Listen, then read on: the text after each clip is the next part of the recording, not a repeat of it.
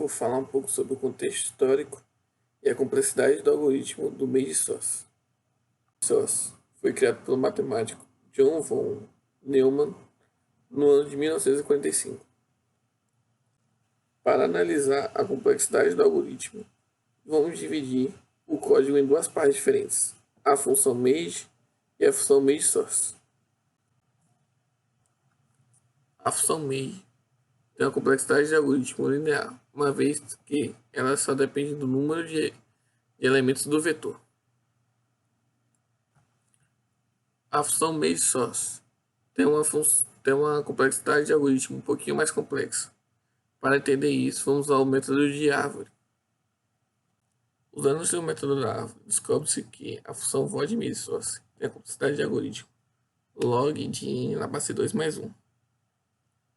O mais 1 é ignorado na hora de calcular a complexidade do algoritmo como um todo, pois à medida que ele aumenta, ele se torna desprezível. Logo, em todos os casos, no pior e no melhor caso, a função Merge Source tem como complexidade de algoritmo n log de n e é uma das funções mais estáveis.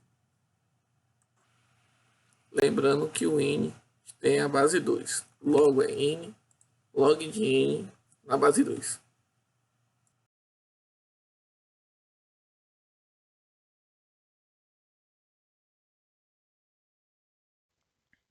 A ordenação do Merge Sort é baseada em dividir e conquistar, por isso vamos trabalhar sempre analisando duas partes ou dois vetores auxiliares.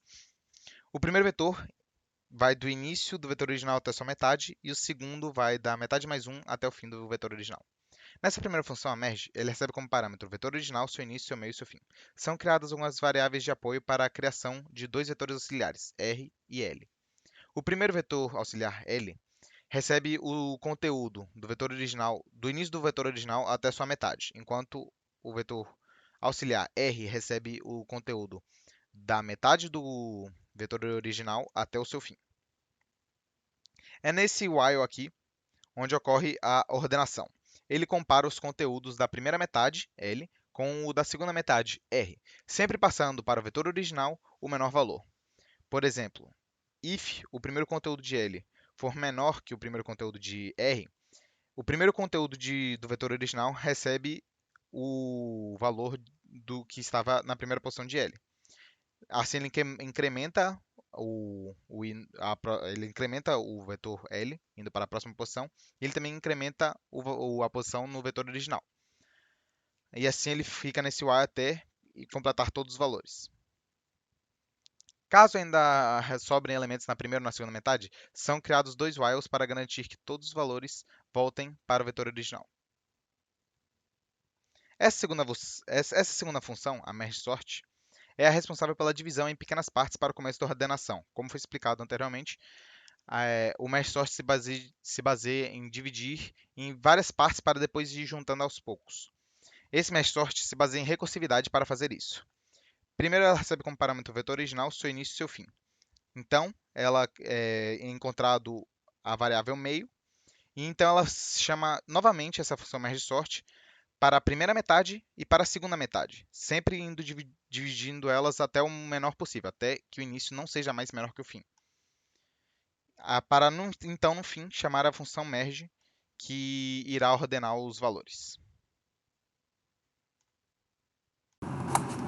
A seguir, realizaremos a apresentação da dinâmica do merge sort, que tem como princípios básicos dividir e conquistar. Para isso, utilizaremos essa sequência de cartas que está aqui à mesa. Primeiramente, pegaremos essas cartas e organizaremos no vetor como se fossem os números no computador. Para então, realizaremos o primeiro passo do merge sort, que é dividir. Então, pegaremos esse vetor e dividiremos em 2, por 2, por 2, por 2, até que ele fique unitário. E então, eu dividi em lado 1 e lado 2 para poder dividir melhor o passo a passo e visualizar parte a parte do vetor. Ficando lado 1 e lado 2. Para então, realizaremos o segundo passo, que é conquistar. Seguindo então para o lado 1, temos essa sequência aqui de vetores. O princípio básico do merge sort diz que na posição mais à esquerda ou zero dos subvetores tem que ter o menor valor do vetor. Ou seja, aquela posição está sempre reservada para o menor valor daquele negócio, do vetor inteiro. Ou seja, ele vai ficar sempre se organizando em ordem crescente.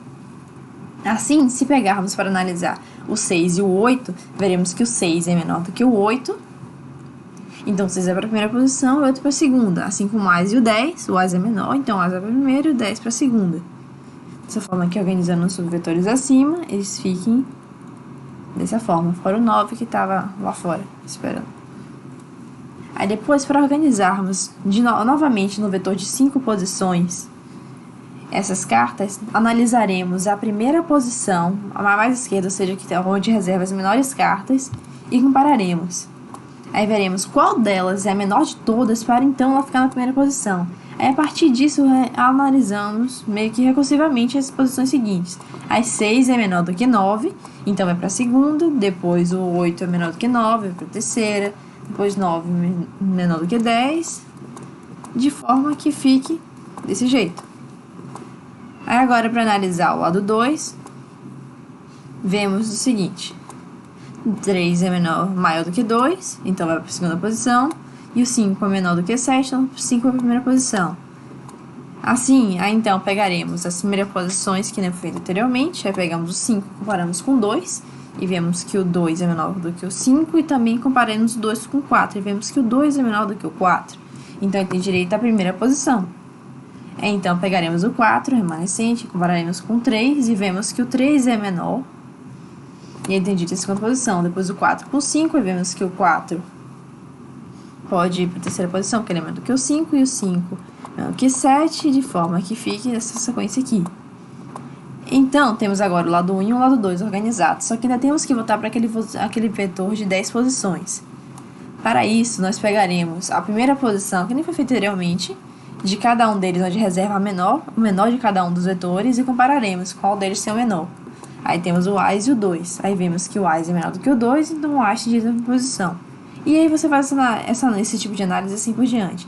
Pegamos o 2 e pegamos a segunda posição do primeiro subvetor. Aí vemos que o 2 é menor do que o 6, então o 2 vai para a segunda posição. Depois o 3. O 3 é menor do que o 6, é para a terceira. O 4 é menor do que o 6, vai para a quarta. O 5 é menor do que o 6, vai para a quinta. Aí temos agora o 7. O 7 é maior do que o 6. Então, agora o 6 é a vez dele de subir. E compararemos, então, o 7 com o 8 do primeiro subvetor. Vemos que o 7 é menor do que o 8, então o 7 sobe. E por falta de opção, já que não tem outros vetores para comparar, mas daria do mesmo jeito, subimos o 8, o 9 e o 10, já que os vetores se organizam de forma crescente. De forma que, como podemos ver anteriormente, foi organizado perfeitamente e de forma bastante prática e funcional.